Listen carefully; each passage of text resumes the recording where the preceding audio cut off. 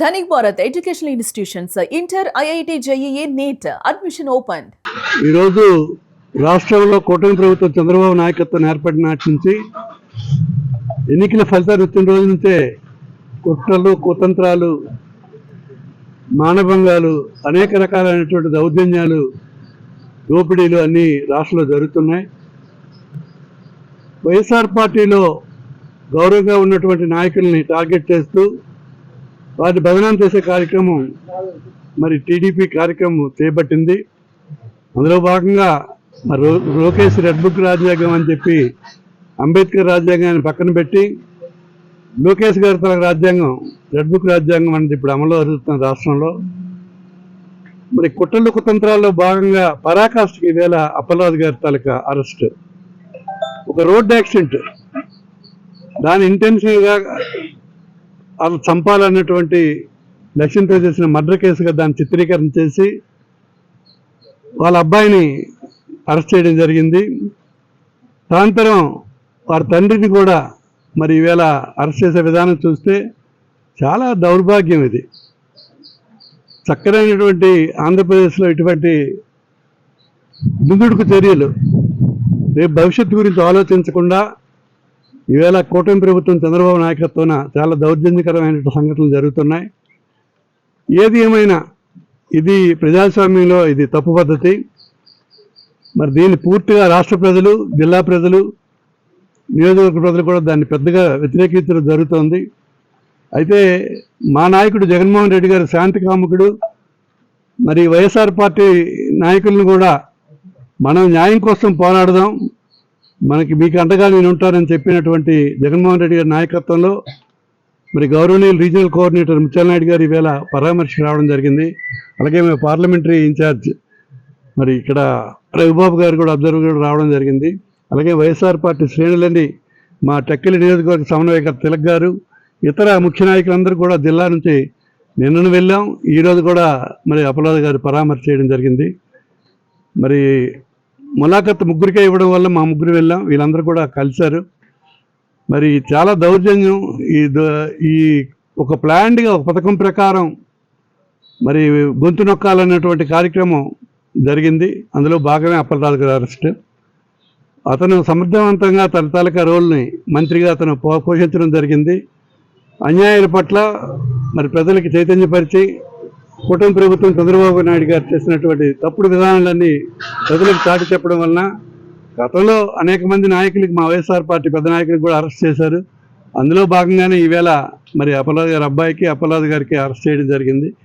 ఏదేమైనా కడదాకా వైఎస్ఆర్ పార్టీ న్యాయం కోసం జగన్మోహన్ రెడ్డి నాయకత్వంలో పోరాటం జరుగుతుంది. ప్రజా సమస్యల పట్ల, ప్రజా ఇబ్బందుల పట్ల మేము అండగా ఉంటాం.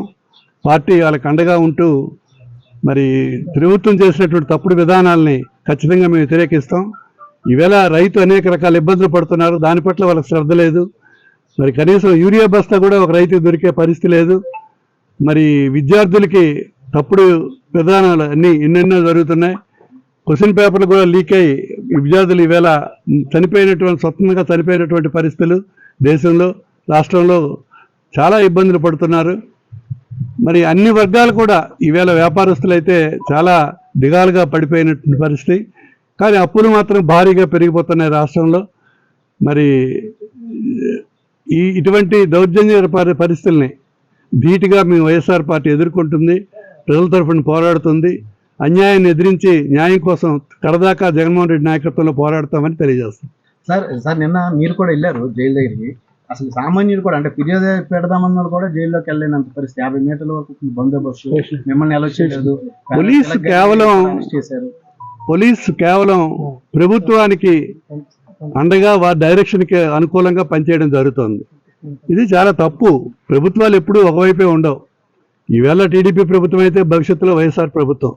గతంలో మీకు 5 సంవత్సరాలు పరిపాలించాం, కానీ ఇటువంటి దౌర్జన్యకర సంఘటనలు ఎప్పుడు జరగల.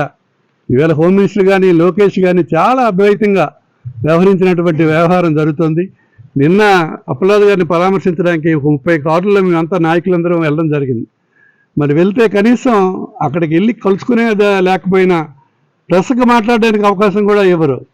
పోలీసులు ప్రతి దగ్గర ఆటంకాలు కల్పించడం, చుట్టూ ఒక బందిపోట్లు ఏదో వస్తున్నట్టుగా మొత్తం పలాస అంతా కూడా చుట్టూ పోలీస్ మయం చేశారు. ఇదంతా ఏంటిది? ప్రజాస్వామ్యంలో ఉన్నామా లేదా ఆటవిక ప్రపంచంలో ఉన్నామా అన్నట్టుగా వ్యవహరిస్తున్నారు. మరి పోలీసు వైపు వ్యవహారం గారు కూడా చాలా అధ్వానంగా ఉంది.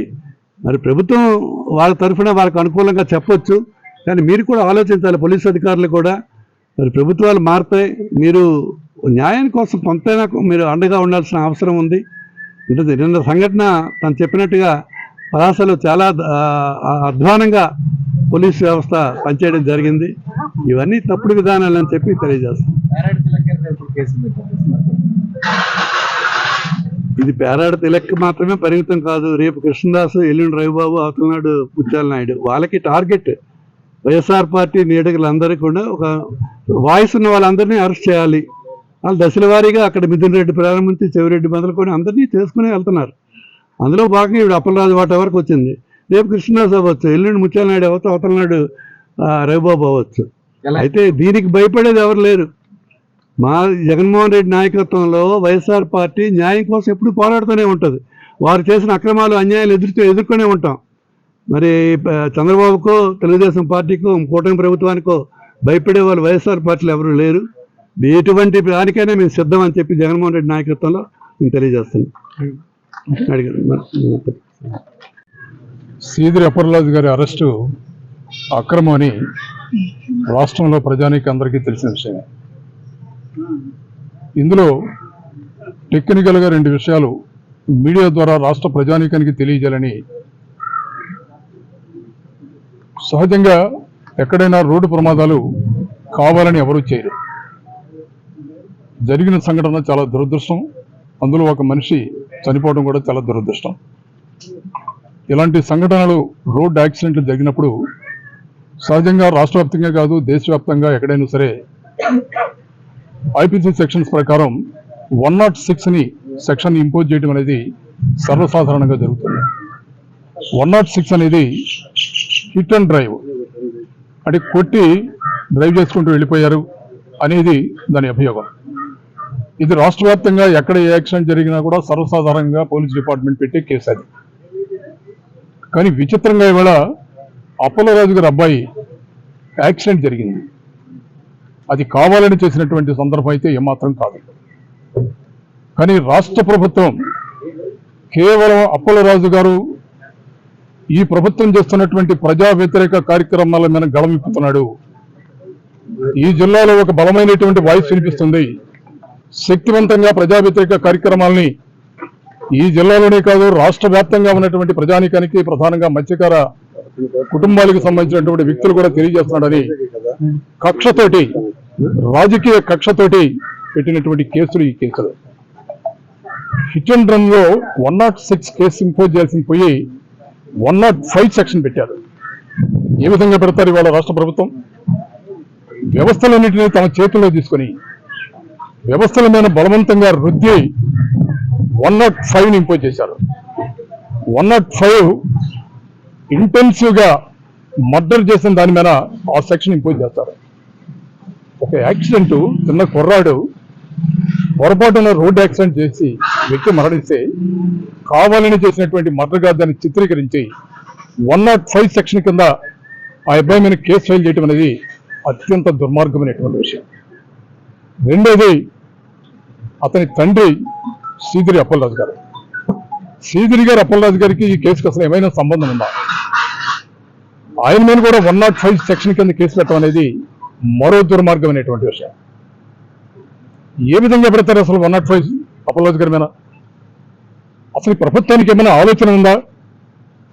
ఈ ప్రభుత్వం ఏమైనా ఆలోచన చేస్తుందా? ఇవాళ రాష్ట్రంలో వైఎస్ఆర్ కాంగ్రెస్ పార్టీ ప్రశ్నించే గొంతుని నిలిపివేయాలి, అరికట్టాలి, భయభ్రాంతులకు గురి చేయాలన్నటువంటి ఒక దుర్మార్గమైనటువంటి ఆలోచనతోటి అలాంటి కార్యక్రమం చేస్తున్నారు. యాక్సిడెంట్ జరిగి, కుర్రవాడి యాక్సిడెంట్ జరిగితే, వ్యక్తి చనిపోతే దానికేనో అసలు అప్పలరాజు గారికి ఏమైనా సంబంధం ఉందా? ఇంటెన్సివ్గా మా అప్పలరాజు గారు కూడా ఆ కుర్రాడికి బైక్ ఇచ్చి ఆ మనిషిని గుద్ది ఇంటెన్సివ్గా చంపేయమని 105 కేసు పెట్టారు. ఇలాంటి దుర్మార్గమైనటువంటి సంఘటన ఈ రాష్ట్రంలోనే కాదు, భారతదేశ చరిత్రలోనే ఏ ప్రభుత్వాలు కూడా చేయవు. ఇవాళ రాష్ట్ర ప్రజానీకం ఆలోచించవలసిందిగా కోరుతున్నాను. వ్యవస్థలన్నింటినీ మీ గుప్పిట్లో పెట్టుకుని వ్యవస్థలను కూడా భయభ్రాంతులకు గురి చేసి ఇవాళ ఇలాంటి సందర్భాలు చేస్తున్నారు. ఇవాళ మేము బలంగా మాట్లాడుతున్నాం. మీ కేసులకి, మీ జైలుకి, బెయిల్కి భయపడే వ్యక్తులు వైఎస్ఆర్ కాంగ్రెస్ పార్టీలో ఏ ఒక్కరు కూడా లేరు. అక్కడ జగన్మోహన్ రెడ్డి గారి నాయకత్వం ఉంది. ఇవాళ రాబోయేది వైఎస్ఆర్ కాంగ్రెస్ పార్టీ ప్రభుత్వం, రాబోయే జగన్మోహన్ రెడ్డి గారి ప్రభుత్వం. ప్రశ్నించే గొంతుకుని నిలిపివేద్దామని మీరు ఎంత ప్రయత్నం చేసినా బంతిలాగా ఎగిరి బయటకు వస్తారు. ఇవాళ ఆలోచించవలసిందిగా కోరుతున్నాను ప్రభుత్వాన్ని. చంద్రబాబు నాయుడు గారు, మీరు మీ ప్రభుత్వం శాశ్వతం కాదు. ప్రజాస్వామ్య వ్యవస్థలో ఉన్నాం మనం. ఇవాళ ఆంధ్రప్రదేశ్ రాష్ట్రం అనేది మీ రాజ్యం కాదు. ఇవాళ ఆంధ్రప్రదేశ్ రాష్ట్రం ఒక రాష్ట్రం. ఇవాళ రాజ్యాంగాన్ని అనుసరించి ప్రజాస్వామ్యబద్ధంగా పరిపాలన చేయవలసినటువంటి బాధ్యత కలిగినటువంటి భగవద్గీత మీద, రాజ్యాంగం మీద ప్రమాణం చేసే అధికారం చేపట్టినటువంటి మీరు ప్రజాస్వామ్యబద్ధంగా పరిపాలన చేయవలసినటువంటి బాధ్యత ఇవాళ మీ మీద ఉంది. ఇవాళ ఈ విధంగా ప్రచురించే గొంతుకుల్ని అరెస్టు చేసి జైలు పాలు చేసి ప్రజాస్వామ్యాన్ని అపహాస్యం పాలు చేద్దాం అనుకుంటే రాష్ట్ర ప్రజానీకం చూస్తూ ఊరుకోరు. మీరు ఎన్ని అరెస్టులు చేసినా, ఇప్పుడే అప్పలరాజు గారిని కలిసి వస్తున్నాం, చాలా ధైర్యంగా ఉన్నాడు, ఎక్కడా భయపడే ప్రసక్తి లేదు. నా ప్రశ్నించే గొంతుని ఈ ప్రభుత్వం చేస్తున్నటువంటి ప్రజా వ్యతిరేక కార్యక్రమం మీద ప్రశ్నిస్తూనే ఉంటానని ధైర్యంగా అప్పలరాజు గారు మాట్లాడుతున్నారు.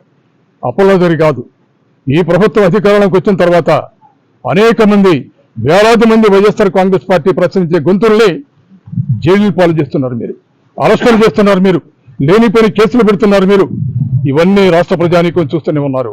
వైఎస్ఆర్ కాంగ్రెస్ పార్టీ శ్రేణులు చూస్తూనే ఎవరు అన్నారు? ప్రభుత్వం శాశ్వతం కాదు, ఆలోచించవలసినగా మనం చేస్తున్నాం. ఇవాళ వైఎస్ఆర్ కుటుంబం, వైఎస్ఆర్ కాంగ్రెస్ పార్టీ కుటుంబం అప్పలరాజు గారి కుటుంబానికి అండగా ఉంటుంది. ఇవాళ అప్పలరాజు గారు ధైర్యంగా మాట్లాడుతున్నారు. అప్పలరాజు వ్యక్తి కాదు, అప్పలరాజు వెనకమాల వైఎస్ఆర్ కాంగ్రెస్ పార్టీకి సంబంధించినటువంటి కోట్లాది మంది సైనికులున్నారనే ధైర్యంగా మాట్లాడుతున్నారు. ఆ ధైర్యమే స్ఫూర్తితోటి ఇవాళ రాష్ట్రంలో వైఎస్ఆర్ కాంగ్రెస్ పార్టీ మీ కేసులకి భయపడే ప్రసక్తి లేదు. ఇలాంటి ఎన్ని తప్పుడు కేసులు పెట్టినా కూడా ధైర్యంగా ఎదుర్కోవడానికి సిద్ధంగా ఉన్నాం.